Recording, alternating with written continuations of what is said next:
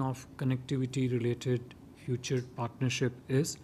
It is captured and reflected in a comprehensive joint vision document which is centered on connectivity that both the leaders have agreed upon, and it covers various dimensions of connectivity: maritime, air connectivity, energy connectivity, power, trade, and economic connectivity, financial connectivity, digital connectivity, and also resulting people to people engagement.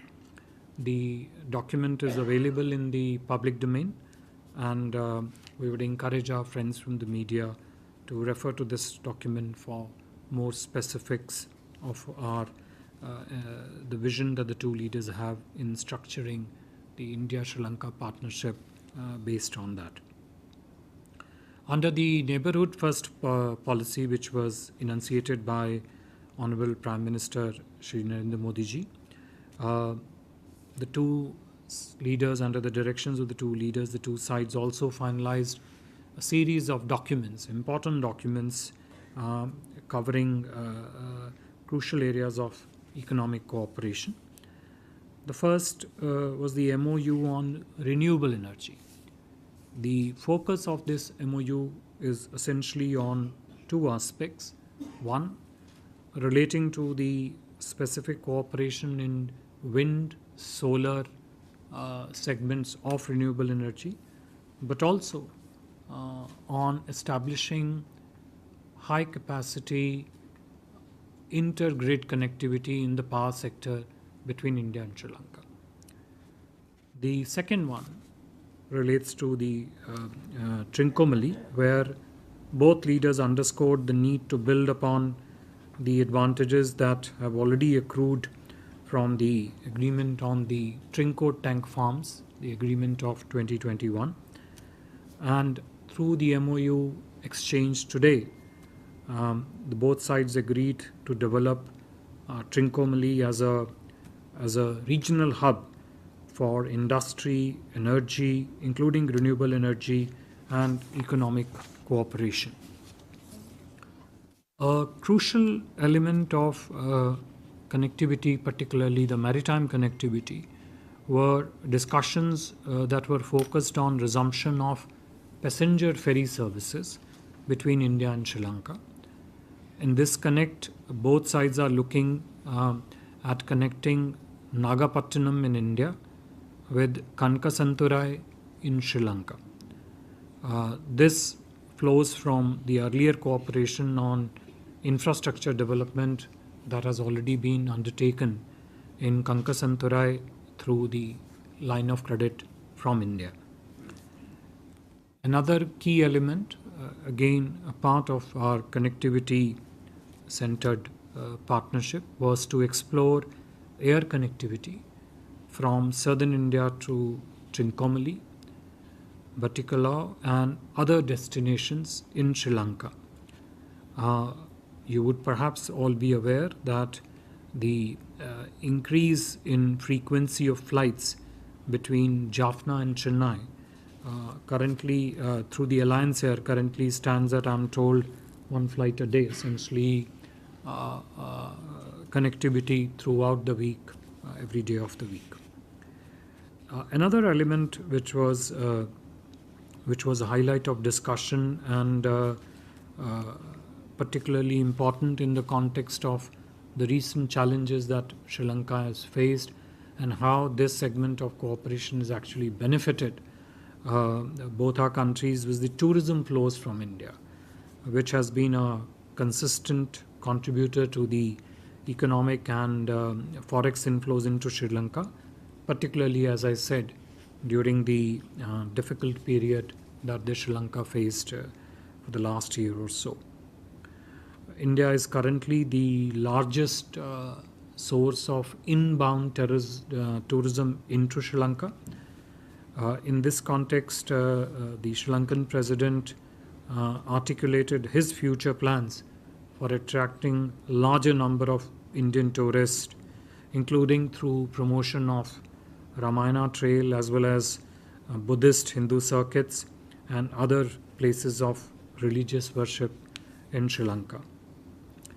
A key outcome which you would have all noticed related to the digital connectivity and through the digital, the fintech connectivity is an agreement reached between NPCI International and Lanka Pay on UPI based digital payments. This has multiple segments that it will feed into. Tourism is only one part of it, but it would essentially ease up the payment flow mechanisms between the two countries once this understanding is operationalized, I should say within about next 2 to 3 months, once the processes relating to its implementation are put in place. Digitalization and digital public infrastructure and the role these two things can play in the development partnership between the two countries was also an important element of discussion between the two leaders. Both of them, Prime Minister and the Sri Lankan President, noted the successful implementation of the ongoing Sri Lanka Unique Digital Identity Project, which is being implemented through the Indian grant assistance and would assist and enable the Sri Lankan government to deliver and host a lot of citizen-centric services for its people.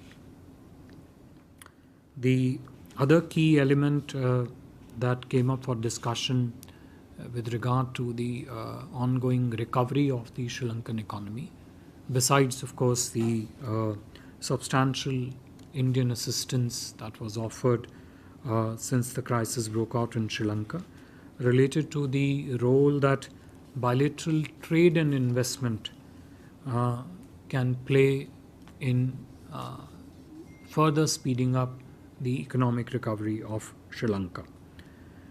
This, of course, included starting discussions on bilateral economic and technology cooperation agreement and related element on the start of the use of INR for trade settlements, which, as you know, has been ongoing for some time.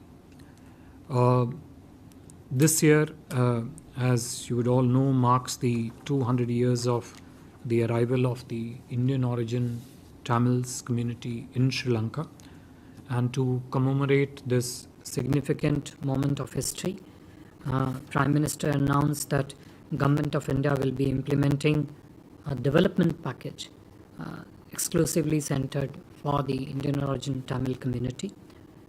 Prime Minister also announced a multi-sectoral package to support the economic development of the Eastern Province.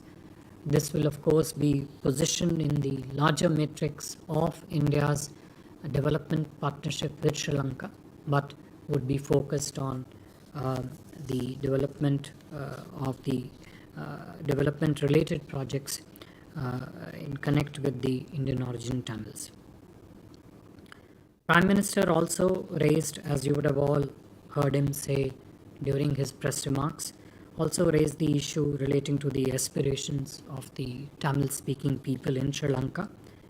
He emphasized in this connection the urgent need for the Sri Lankan side to take these groups, in particular the vulnerable sections among them, into confidence as they handle the economic crisis.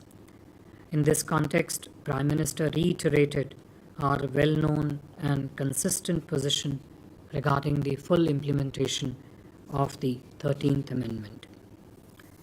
Both sides also exchanged views on the challenges being faced in dealing with the issues relating to fishermen and fishing boats, and also agreed on the need to approach this through a humanitarian perspective. As you all know, both sides are also undertaking technical level discussions on specific areas of cooperation in agriculture, fishery development, and sharing of best practices in these aspects. In terms of connectivity projects, another thing which I forgot to mention, and I should mention before I conclude, related to the land connectivity between India and Sri Lanka. This was, the idea was proposed by the Sri Lankan president. Both leaders agreed to take this forward, and in taking this forward, you would have heard Prime Minister in his press remarks say that both sides would carry it forward through an initial feasibility study to look at this land connectivity between the two countries, which would of course help to bring about economic prosperity to both our societies, also help in regional cohesion with the two countries, and can be a source of tremendous bilateral and the regional economic prosperity in our region. I would stop here, and if there are questions, I'll take them. Thank you. As for the ground rules, please introduce yourself and the organization. Let me start with Yeshi. This is Yeshi Seli from the New Indian Express. So Sri Lanka is cash-strapped. So what is the funding process of these projects going to be, especially the pipeline project and the development of ports? Ayushi? So Ayushi Gaur from ANI. So when it comes to the security interest between the two countries, was there any kind of assurance given by the Sri Lankan president regarding India's concern of Chinese presence in the Indian Ocean? Like we saw last year, the spy vessel docking in the Hambantota port. So any kind of discussion on that, any assurance given by the president? Your part was specific to the Security, no. the Chinese presence. Sure. Go ahead.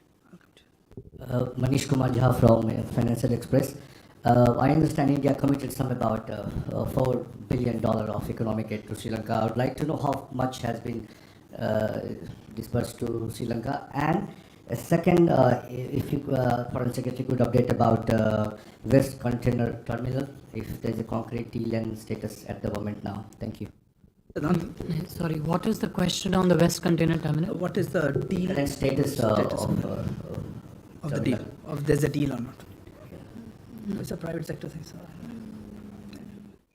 Siddhant? So Siddhant from Beyond. So what kind of the trade in rupee happening with Sri Lanka? I mean, it was something that was announced or was happening for quite some time, but if you can give us a status update, what kind of investments or exchanges are happening right now when it comes to usage of rupee? Enjoy. Sir, times now. Oh, yeah. Was there any discussion on Chinese submarines in Sri Lankan ports? Yeah, Shashank. Good afternoon, sir. Shashank Mattu with the Mint. So there's been talk of, in the statements about the economic and technological agreement. You also mentioned this. Could you give some sense of what specifically is going to be part of this agreement? Are we looking at tariff reductions? How exactly do both sides want to improve trade? And if I may just tack on a quick question to that, there's also been in the statement some conversation about helping the Sri Lankan government with its divestment process in terms of the sale of state-owned enterprises. There's been some speculation in the Sri Lankan media that Tata is interested in, purchasing or taking a stake in Sri Lankan Airlines, which is the national carrier. Can you comment on that? Is there a sense of what Indian firms specifically, what those conversations have been in terms of helping the Sri Lankan government? Thank you. Reza? Secretary, thank you for doing this. Reza from the Hindustan Times. Basically, during the press remarks, the Sri Lankan president also talked about, how he had discussed the plan for the Tamil areas and, gave some details. Given that there are reports that Tamil leaders in Sri Lanka themselves have expressed some concerns about the plan, I was just wondering if we could have a little bit more on that. Which element? The details of the plan, the reaction? The plan and the reaction, Not going to get both. Nanima. Nanima from ABP Live. So wanted to know also follow up on the fact that some of the Tamil parties, they have rejected the proposal given by President Vikramasinghe, especially on police pass. And sorry, if I can ask one more, was there any discussion on what is the question? defense cooperation? The fact that the proposal has been rejected by the Tamilian parties there. So what is the question? Well, I mean, has there been any discussion on the devolution of powers? Thank you. And on defense cooperation. And defense cooperation. Any discussion on defense cooperation and devolution of power? Okay. Sudhir? Sir, Sudhiranjan from Bloomberg here. If on the Trincomalee project, sir, if you could give us a dollar figure and also the time frame that we are looking at in developing it into an industrial hub. This Trinco MOU that was yes. exchanged today. Yes. Okay, I saw one more hand. We'll take only one round. So anybody has a question, this is a good time. Yeah, Abhishek, go ahead. Hi sir, Abhishek Jhat from CNN News 18. My question is regarding this UPI payment system. When can it start and who all can benefit from this UPI system? Secretary mentioned, no, but anyway, I'll ask him. I did mention that if all goes well and the systems are put in place, it could take between 2 to 3 months. But please, I'll come back to you. Yeah, go ahead. So, and add on to what Abhishek has mentioned from Times Now. When we talk about UPI, setup between India, will private players be allowed to use it, or only the government-backed Bhim app we use for the UPI, setup between India and Sri Lanka? Okay, Sridhar, one second. Sridhar from the Asian Age. Sir, last year, I think India had given about 30,000 crores in assistance when when Sri Lanka was facing the worst. What is the total figure now of the economic assistance since last year? Can you give us the exact figure, what it is? And this economic and technological pact, the Sri Lankan president mentioned that it would boost trade and investment. Can you give us some details on how exactly that will happen? Thank you. Yeah, last question there. Sir, Chandra Sorry, just one second. How exactly will what happen? How will trade and investment get a boost from ECT? Chandrakala?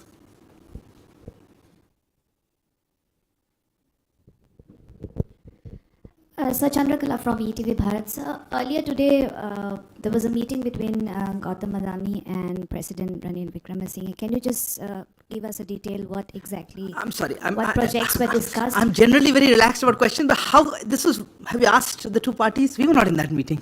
I mean, it's unfair to ask there was us. a discussion on the WCT, so if you could just give us a sense. You have to ask one of the two parties. And also one more question on the Manipur situation. We have seen the US ambassador commenting on No, Canada. this is on the visit. So, the special briefing on the visit, I'm not getting that question. So just a small quick clarification. This pact, economic and technological pact, is it akin to a free trade thing? Can you just tell us? Sridhar, you need to follow up on previous history. This is not the first time ECTA is coming up. There was the FTA with Sri Lanka. There were earlier rounds of discussions held on the ECTA, and now the decision is to resume the negotiations. But I will let Foreign Secretary take this set of questions. Anybody else? If not, sir, I will hand over some of the questions.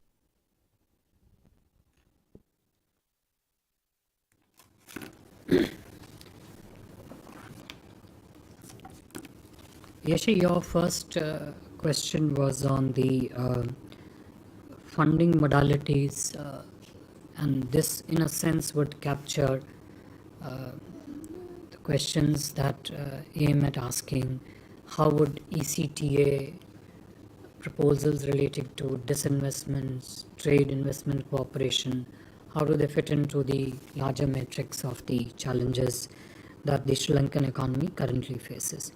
Look, as a matter of principle, it is always our effort to ensure that our assistance projects, our development partnership project, do not add any debt burden on to an existing economy. Naturally, any project which has element of credit in it would have to be positioned correctly in terms of what the debt structuring terms and conditions are for Sri Lanka. Of course, that is making an assumption that these projects will be based on the credit. There could be several projects that are non-credit oriented. They are very much developmental in nature, probably have a substantial grant component to them, but may also have an additional credit component to it. We should also not overlook the fact that some of these projects can also be through the private sector, which has a totally different modality when it interfaces with the government. But our thrust and the line of effort in implementing our development cooperation with any country, and Sri Lanka is no exception. In fact, Sri Lanka is a particularly sensitive case given the fact that the country is currently going through a debt structuring program. It is going to be our line of effort to ensure that funding mechanisms are structured in a manner that, one, are determined by Sri Lankan needs, their demands, but at the same time also do not add burden to the Sri Lankan economy. If I could just draw a tangent and go to the related questions on ECTA, which were asked by a few of our media colleagues. How would ECTA help in debt reduction, for example? That was one thought which came. What is going to be the disinvestment process? Is that related to ACTA, for example? That was the second thing asked. Sri Lankan Airlines, interest of Tata's in the Sri Lankan Airlines. That was the third element which came about again in ECTA point. And Sridhar, you asked about how exactly would the ECTA modality be implemented. So let me just, taking off from the question of funding modality, just link the economic cooperation and trade agreement. As Arindam was hinting, this is not a new discussion in some ways. By their very general nature, the agreements that are related to trade investments, which particularly the ones which are not just framework agreements like ECTA might be, or besides being a framework agreement, they also have specific, how should I say, chapters or annexes that deal with trade preferences, which means it enables a strong growth of trade in those goods which are preferred for in the ECTA, which also have investment enabling provisions, essentially allowing greater flow of capital between the two economies. Naturally, when these two things combine, it helps in an economic growth of a country. Naturally, that would assist as a derivative result, will assist in the reduction of the debt, or at least easing of the debt burden on the society.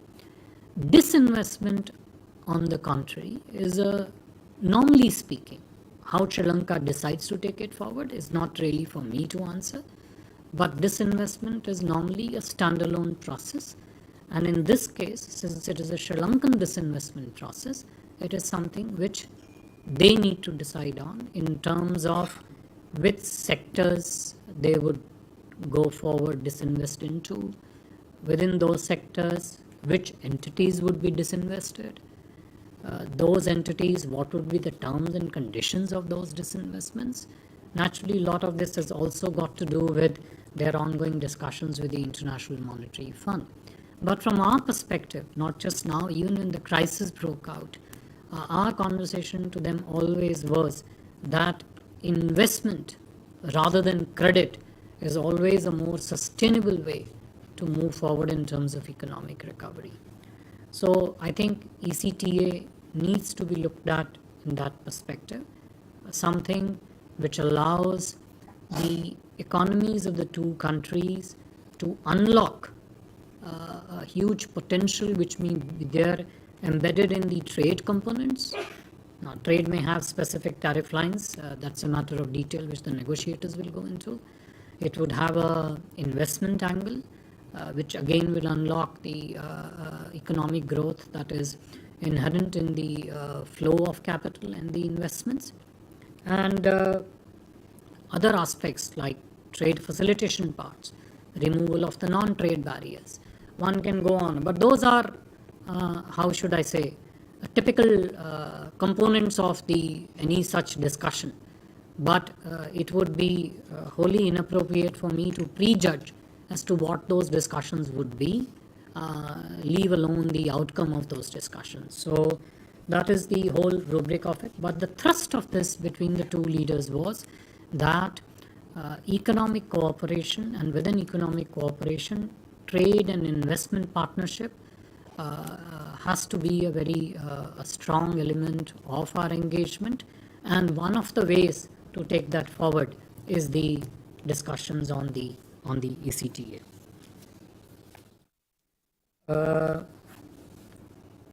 On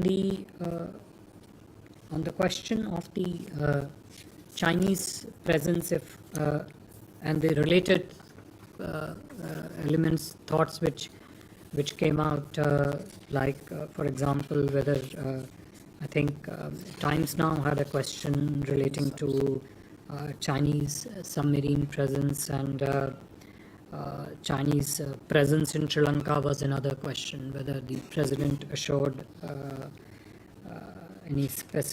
gave any specific assurance on that, and the related elements to that. Look, we are neighbors. We naturally have a very long standing and comprehensive relationship. When the leaders of the two countries meet, it is very natural for them to speak about their concerns. When we speak of maritime domain, and when India and Sri Lanka sit down, they don't just talk of opportunities that exist of economic partnership in the maritime domain. They also take a comprehensive stock assessment of the challenges that they face in the maritime domain. These challenges, the nature of these challenges, the specifics of these challenges in our maritime domain were brought up appropriately during the discussions, and you would have heard Prime Minister say in his press remarks also that the aspects relating to India's security and sensitivity, Sri Lankan side did convey to us their sensitivity and respect for our security and strategic sensitive concerns relating to what happens in our maritime domain.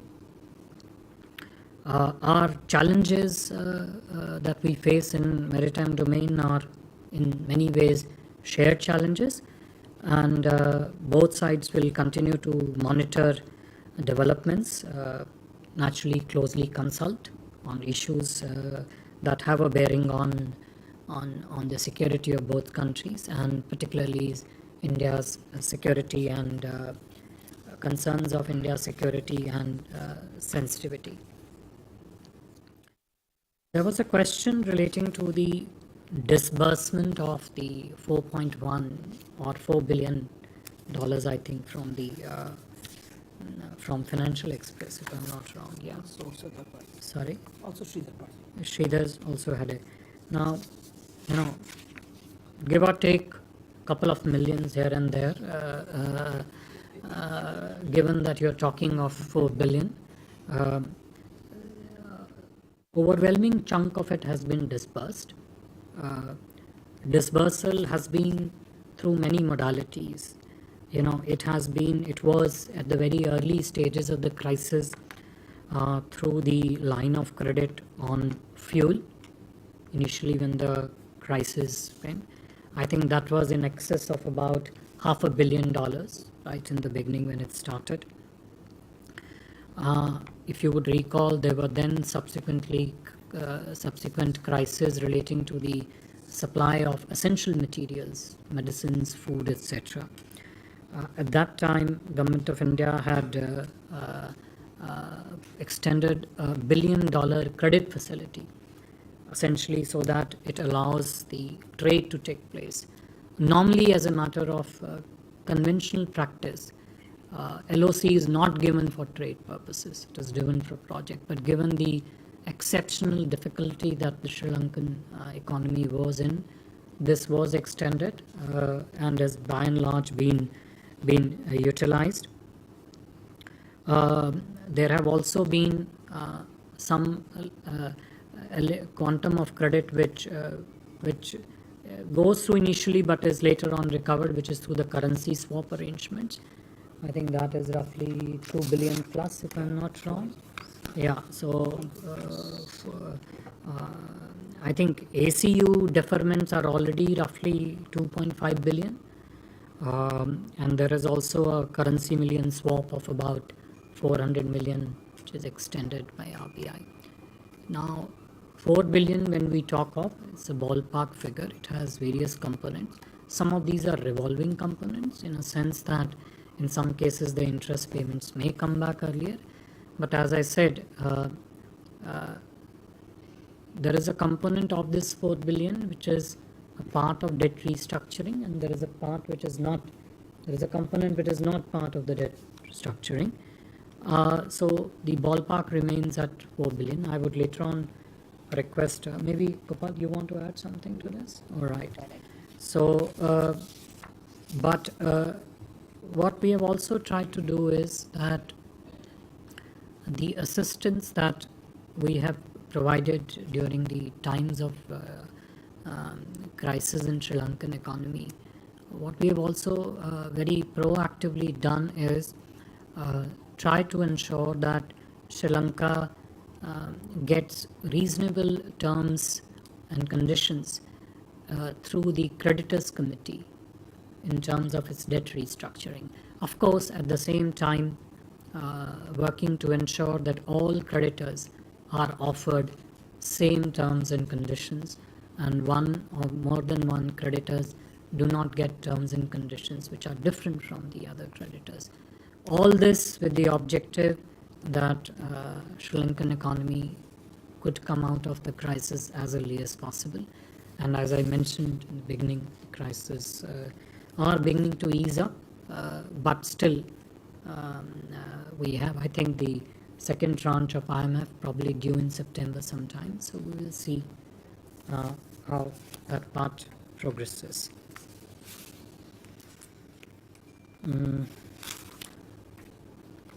On the question relating to the West Container Terminal, it's a, as I'm sure you're aware, it's a private sector investment in Colombo Port. So you would perhaps be well placed to check those with the entities involved in terms of what the current status of the project is. I just got a slip that I must rush up and leave, and UPI, I think, as I mentioned to Abhishek and to question here, that it will, if all goes well, should take us another couple of months, 2 to 3 months, to put the entire processes in place. But NPCIL and Lanka Pay have arrived at an understanding that would allow this to be. No, it is not restricted to your specific question to a government defined entity. UPI interface is, as you know, is a very broad-based interface. On the Trincomalee, there was a question from Bloomberg. Look, the MOU which has been exchanged today is a framework agreement that would now allow both sides to structure specific infrastructure, investment-related, project-specific partnerships in the identified zone in Trincomalee. Once that is done, then the dollar quantum proportionately will get allotted to, depending upon which projects are agreed to. Yeah. Look, on the question of Sri Lankan Tamils, I would not. You already heard very clearly what Honorable Prime Minister said in his press remarks. Nothing could be more explicit in terms of what discussions took place, what we put forward, the fact that India continues to look forward to a political solution that addresses the aspirations of the Tamil community. Of course, aspirations for equality, justice, and self-respect within the framework of united and prosperous Sri Lanka. Prime Minister also clearly said that expressed our belief that a meaningful devolution of powers and the full implementation of the 13th Amendment are essential components of addressing the and facilitating the reconciliation process in Sri Lanka. This has been our consistent position, and this was put forward during the meeting between the two leaders. Trade in rupees, INR Sri Lankan trade in rupees. As you're aware, it started some time back. The processes are all in place. I'm told the initial quantum of trade is already beginning to take place. Some consignments, several consignments have moved. By its very nature, it is likely to take some time because the currency needs to get fully circulated. Both the currencies need to get circulated into the two economies, but the respective institutions have opened their bank accounts on both sides. The processes are all described, set, and we would hope that this would pick up momentum very, very quickly. Thank you very much, sir. My thanks also to Shri Gopal Bagle and to Shri Puneet Agarwal. Thank you all for joining. Good afternoon.